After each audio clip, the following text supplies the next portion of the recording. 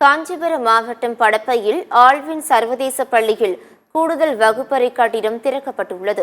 Alvin சர்வதேச பள்ளியில் mount Zion black என்ற புதிய கட்டிடம் கட்டப்பட்டுள்ளது. இதை போதகர் பால் பிரான்சிஸ் ரிப்பன் வெட்டி திறந்து வைத்தார்.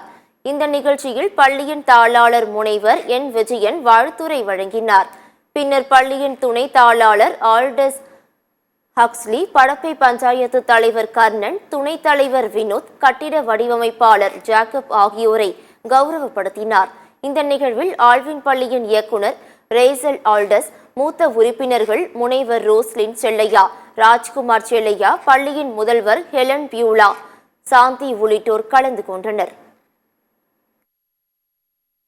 சேவை மனப்பான்மையோட ஆரம்பிக்கப்பட்ட இந்த ஆல்வின் இன்டர்நேஷனல் பப்ளிக் ஸ்கூல் அப்படின்றது படப்பையில் இருக்குது. படப்பை கீழ்படப்பைன்றது ஒரு பின்தங்கிய இடம் முன்னாடி. இப்போது இந்த ஸ்கூலை நான் ஆரம்பித்து இந்த பிளாக் ஆரம்பித்து ஏதேசம் 15 வருஷம் ஆகுது. இந்த 15 வருஷத்தில் இந்த ஏரியா டெவலப்மெண்ட்டை பார்த்தீங்கன்னா, அப்போது அதான் அந்த காலத்திலே சொல்லுவாங்க, ஒரு பள்ளியை கட்டினா பல சிறைச்சாலைகள் மூடப்படும்பாங்க. ஸோ இப்போ ஒரு நல்ல டெவலப் ஆகி இந்த ஸ்கூல், அதனால ஏரியாவும் டெவலப் ஆகிடுச்சு.